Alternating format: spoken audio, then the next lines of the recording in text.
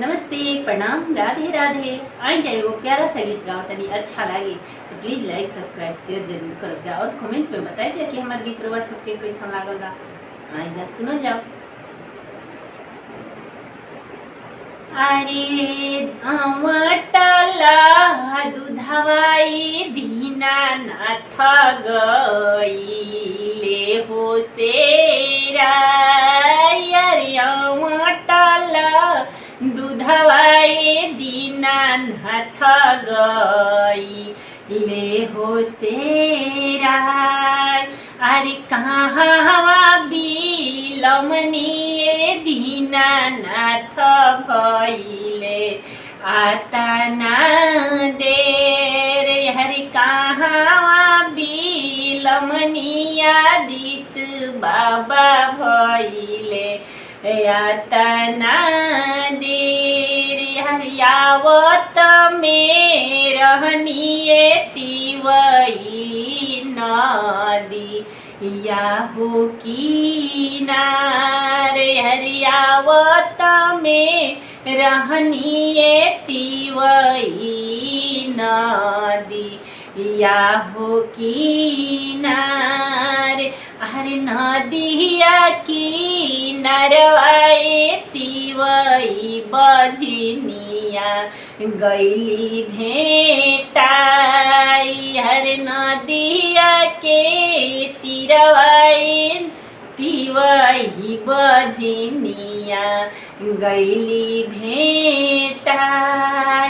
हरे पुत्र फल देते तिवई भइले आता ना देर। हरे पुत्र फलवा देते तिवई भइले आता ना देर। अरे हाथ के कलशुपवा होली हले तिवैया जो हेली बाट। अरे हाथ के कलशुपवा होली हले तिवैया बाड़ी हो खार। अरे कहाँ बिलमनिए दीनानाथ भइले आतना देर।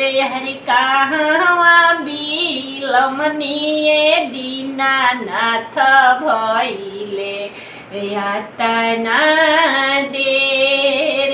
हरि में रहनिए तिवई नदिया हो किनारे। अरे आवत में रहनिए तिवई नदी या हो किनार।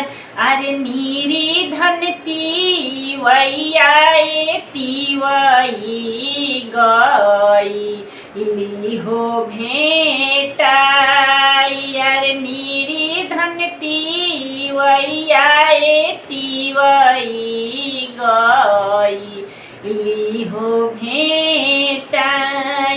अरे देते संपत्तियाए तिवई भइले आता ना देर। अरे देते संपत्तियाए तिवई भइले आता ना देर। अरे हवा ठला दूधवाई दीनानाथ गईले हो सेरा। अरे अमटला दूधवाई दीनानाथ गईले हो सेरा।